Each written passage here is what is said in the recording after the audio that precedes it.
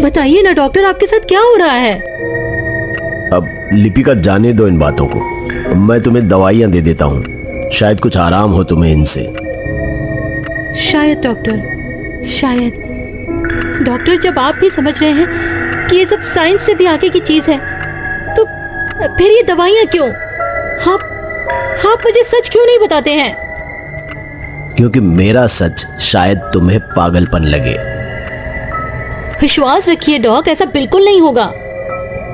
जब मैंने डॉक के हाथ पर हाथ रखकर यह एहसास दिलाया कि वो मुझ पर विश्वास कर सकते हैं, तो उन्होंने मेरी आंखों में देखते हुए कहा, देखो, मैं तुम्हें अपनी कहानी बता रहा हूँ लिपिका, उम्मीद है तुम मुझे गलत नहीं समझोगी।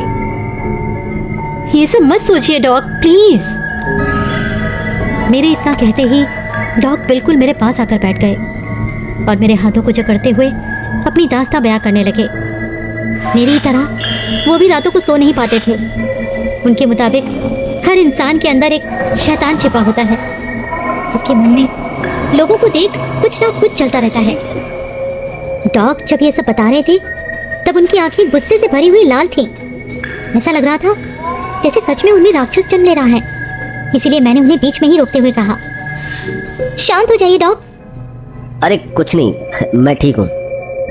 डॉक, एक बात पूछूं? हाँ जरूर। मुझे देखकर आपके मन के अंदर का शैतान क्या सोचता है?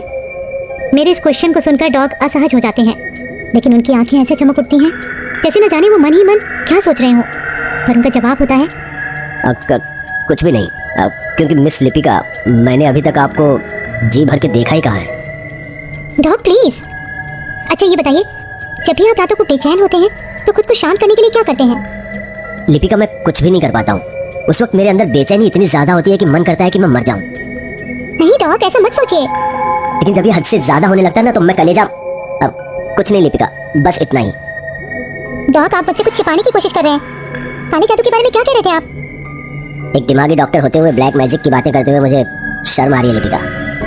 हम दोनों की हालत एक ही है डॉक्टर, प्लीज। अच्छा रुको, फिर मैं तुम्हें आज एक ऐसे मायाजाल की दुनिया में लेकर चलता हूँ जहाँ तुम्हें सब कुछ पता चल जाएगा।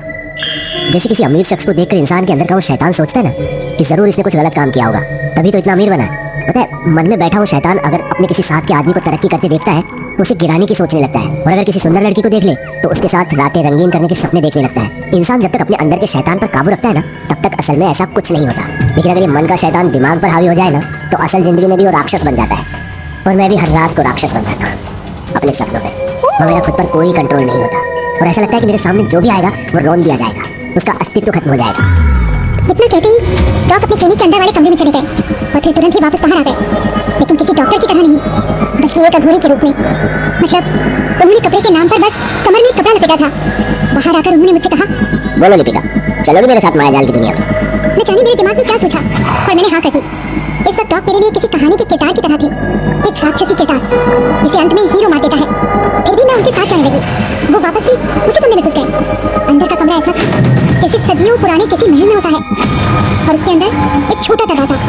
उन्होंने एक मशाल जलाई और अंदर जाने लगे, और मैं भी उनकी पीछे पीछे। वो दरवाजा किसी तहखाने का था शायद, जिसके अंदर डॉग मशाल की रोशनी के सहारे जा रहे थे, और मैं उनके पीछे। ये सीढ़ी अंदर एक बड़े तहखाने में गई जहाँ मशाल की रोशनी के सिवा और कुछ भी नहीं था। फिर डॉग ने मुझसे कहा, लिपिका तुम यहीं रुको, मैं अभी आया। न जाने वो कहाँ चले गए, पर पल भर में तहखाने में हर तरफ रोशनी फैल गई। पूरे कमरे में तंत्र विद्या का सामान फैला हुआ था, बीच में अग्निकुंड, वहाँ मेरी एक फोटो और उस 2 जगह की तस्वीर भी थी जिसकी कहानी में मैं फंस गई थी। डॉग का ये दूसरा रूप देखकर मुझे डर लगने लगा। मैं भले ही भूतों की कहानी लिखती हूँ, पर मेरे लिए वो कल्पना मात्र ही था। लेकिन ये सब कुछ देखकर मेरे मन में तरह तरह के सवाल उठने लगे थे। न जाने डॉग मेरी तस्वीर के साथ यहाँ क्या कर रहे थे। मैं अपने मन में ये सब सोच ही रही थी कि तभी डॉग बोल पड़े, अपनी तस्वीर देखकर घबराओ मत लिपिका, ये बस मेरी साधना का एक भाग है। मेरी तस्वीर से कैसी साधना डॉग? मुझे लगता है मुझे यहाँ से जाना चाहिए। आज अगर चली गई ना, तो तुम हमेशा हमेशा के लिए इस मायाजाल में फंस कर रह जाओगे। बस एक मौका दो और फिर तुम्हें हमेशा हमेशा के लिए मुक्ति मिल जाएगी। डॉग, मुझे कुछ ठीक नहीं लग रहा है। चुपचाप बैठ जाओ लिपिका। नहीं डॉग, मुझे जाना है। चिल्लाओ मत। डॉग ने चिल्लाते हुए मुझे सिर्फ अपने हाथों के इशारे से अपनी जगह से अग्निकुंड के सामने बिठा दिया। उनका ये रूप देखकर मैं अंदर से सिहर गई, लेकिन मुझ पर काबू पाकर उनके चेहरे पर एक असीम मुस्कान थी। उसके बाद डॉग ने जो मुझे बताया, उसे सुनने के बाद मुझे नहीं पता था कि अब मेरे साथ क्या होने वाला है। लिपिका, एक कॉन्फ्रेंस में देखा था तुम्हें, तब से ही मैं तुम्हारा दीवाना हूं और तुम्हें फॉलो भी करता हूं। डॉग, ये कैसी बातें कर रहे हैं आप? लेकिन जब तुमने उस गुमनाम खत का कोई जवाब नहीं दिया, तब मैं समझ गया कि तुम ऐसे हाथ आने वाली में से नहीं हो। वो गंदे लेटर्स आपने भेजे थे मुझे? न जाने मैं यहाँ आपके पास क्यों चली आई? आई नहीं हो लिपिका, लाई गई। तुम्हारे साथ जो कुछ भी हो रहा है उसके पीछे मैं ही हूं। तुम्हें शायद याद ना हो, पर तुम जब अपना बुक लॉन्च कर रही थी, वहां भी मैं मौजूद था। बड़ी मुश्किल से मैं तुम तक पहुंच पाया था। याद है? Ma'am, I am your big fan कहते हुए बहुत मुश्किल से तुम्हारे गले लगा था, और वही मैंने तुम्हारे सिर से बाल निकाला था। लेकिन क्यों? तुम पर काला जादू करने के लिए। क्या मांगा था मैंने तुमसे? बस एक रात ही ना, पर तुम वो भी नहीं दे सके। लेकिन आज मेरी वो ख्वाहिश पूरी होकर रहेगी।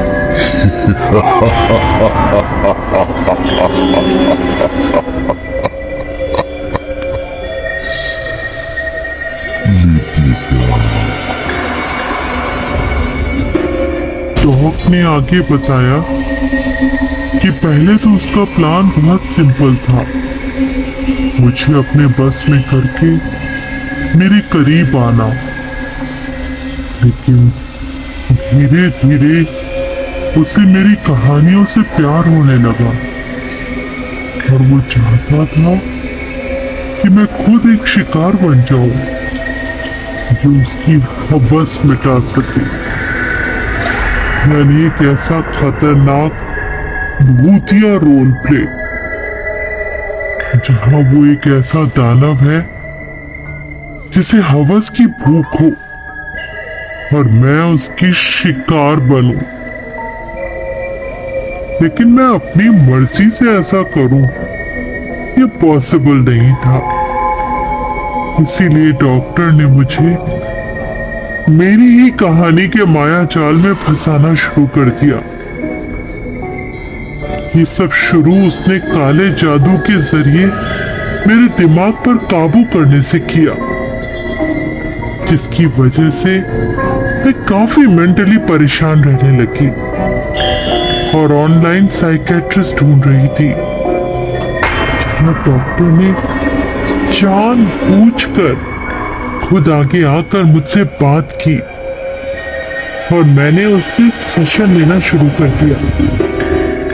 इन सेशंस के दौरान ही डॉक्टर को पता लग गया कि मैं लखनऊ और मेरठ की भूतिया जगह पर स्टोरी कर रही हूँ। फिर क्या, उसने ठान ली कि अब वो मेरी कहानी के माया जाल में मुझे ही फंसाकर अपनी हवस मिटाएगा। उसने भरपूर कोशिश भी की, न जाने कैसे, पर उसने मुझे मेरी ही कहानी में फंसा दिया। लेकिन वो कुछ भी नहीं कर पाया, क्योंकि कहानी में वही हो रहा था जो मैंने लिखा था। इसीलिए मैंने मेरठ की भूतिया कहानी में मुझे दोबारा फंसाया, जहां उसने अपनी काली शक्तियों से मुझे कमजोर भी कर दिया और अपने भेजे हुए ज़ॉम्बीज़ जैसे शैतानों के कब्जे में भी ले लिया। लिपिका, वो ज़ॉम्बीज़ जैसे ही तुझ पर कब्जा पा लेती, उसके बाद तेरा सामना मुझसे होता और फिर मैं तेरी जवानी का रस निचोड़ लेता। लेकिन मैं एकदम डरी हुई थी ये सब सोचकर कि मेरे साथ क्या क्या हो रहा था, पर मुझे उसके बारे में कुछ पता नहीं था। पर डॉक्टर के इस लेकिन से मेरे अंदर का राइटर जाग गया, ये सोचकर कि कि अगर मैं फंस चुकी थी तो आखिर बची तो बची कैसे। इसीलिए मैंने घबराते हुए डॉग से पूछा, तुझे बहुत मजा आ रहा है ना जानने में? हाँ, उस दिन तू भले ही बच गई उसकी वजह से, लेकिन आज तुझे कोई नहीं बचा सकता। किसकी वजह से बची मैं? वो सब छोड़, अब मुझसे इंतजार नहीं होता। अपनी मर्जी से मान जा और बुझा दे मेरी प्यास, वरना अपनी जान खोनी पड़ेगी तुझे। क्यों? उसका नाम लेने से डर लग रहा है? मैं किसी से नहीं डरता लिपिका। गुस्से में डॉक्टर जैसे राक्षस बन गया और एक ही झटके में उसने न जाने क्या किया। मेरी टॉप खुद ब खुद मेरे शरीर से गायब हो गई। मैं डॉग के सामने इस वक्त बहुत कम कपड़े में थी और खुद को ढकने के लिए अपना हाथ नहीं उठा पा रही थी। लेकिन जब मैंने डॉक्टर को देखा, जिसके मन का राक्षस अब उसके दिमाग पर हावी हो रहा था, फिर भी उसकी आंखों में हवस नहीं बल्कि गुस्सा दिख रहा था। और डॉक्टर ने ही मुझे एक सेशन में बताया था कि जब इंसान किसी बहस में कमजोर पड़ने लगता है तो गुस्सा होकर खुद को मजबूत करने की कोशिश करता है।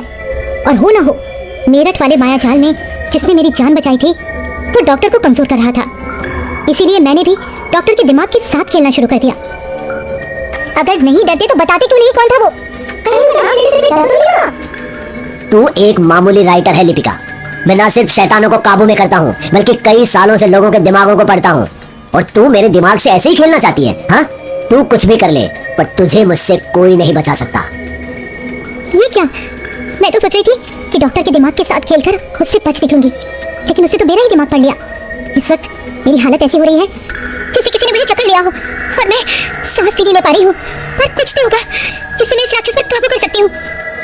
आ जाओ लिपिका, आ जाओ और मेरी हो जाओ, या फिर मैं अभी तुझे अपने काले जादू की मदद से हासिल करूं।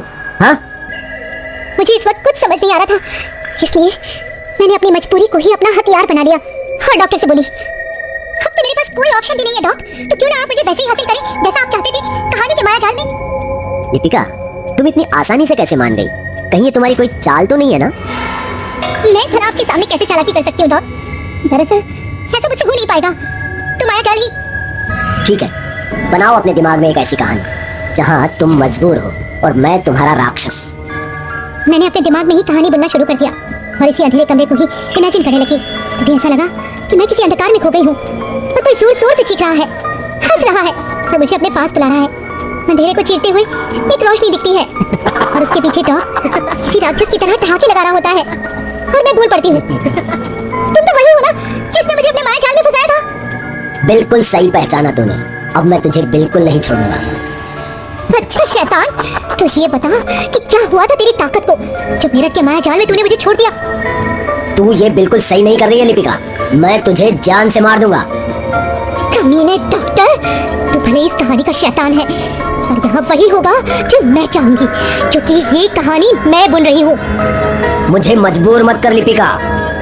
तू कुछ नहीं कर सकता है डॉक्टर, क्योंकि इस कहानी में मैं आगे चाहती हूँ कि तू बताए कि तू कौन है, पर इतनी आसानी से नहीं। पहले तू मना कर, फिर मैं तुझे मजबूर करूंगी। फिर डॉक्टर के बनाए मायाजाल में मैं उसे ही मजबूर करने लगती हूँ। मैं अपने मन में ही कहानी बुनने लगती हूँ कि शैतान की चाल उस पर ही उल्टी पड़ती है और वो खुद को ही तकलीफ देने लगता है। मेरे ऐसा करने से डॉग का गुस्सा बढ़ने लगता है और वो दर्द से चीखने लगता है। इससे पहले कि वो मेरे बस से बाहर हो जाता, मैंने दोबारा कहा, डॉक्टर बता दे कौन था जिसने मुझे बचाया और मैं खुशी खुशी तेरी हो जाऊंगी। नहीं नहीं, इस कहानी का यही क्लाइमैक्स है डॉक्टर। तू मुझे सच्चाई बताएगा और मैं पूरी तरह से तेरी हो जाऊंगी और मेरे शरीर पर एक भी कपड़ा नहीं होगा। तू जो चाहे मेरे साथ कर सकता है। डॉक्टर की कमजोरी जानने के लिए मैंने खुद को दांव पर लगा दिया। मुझे नहीं पता मैंने सही किया या गलत, पर मुझे यही एक रास्ता दिखा, क्योंकि जो एक बार मुझे इस राक्षस से बचा सकता है वो इसे खत्म भी कर सकता है। इसीलिए मैंने ये चाल चली और डॉक्टर इसमें फंसता हुआ भी नजर आ रहा था, क्योंकि वो ये भी समझ चुका था कि मैंने अपनी कहानी का अगला भाग ये सोचा है कि मैं उसकी हो जाऊंगी, कि सच में हो ही जाऊंगी। अब बस उसे उसका नाम बताना होगा। ठीक है बताता हूँ। बता, कौन है जिसने तुझे कमजोर कर दिया? मेरा गुरु अघोरी नंदा। अघोरी नंदा? अघोरी नंदा इस राक्षस का गुरु कैसे हो सकता है? आखिर क्या है इस डॉक्टर की सच्चाई? देखेंगे कहानी के अगले भाग में। दोस्तों, अगर आपको हमारी कहानी अच्छी लगी हो तो लाइक, कमेंट और शेयर जरूर करें। साथ ही रेगुलर अपडेट के लिए चैनल को सब्सक्राइब करें। और अगर आपके पास भी कोई डर से भरी दमदार कहानी है तो भेजिए हमारे मेल एड्रेस पर अभी।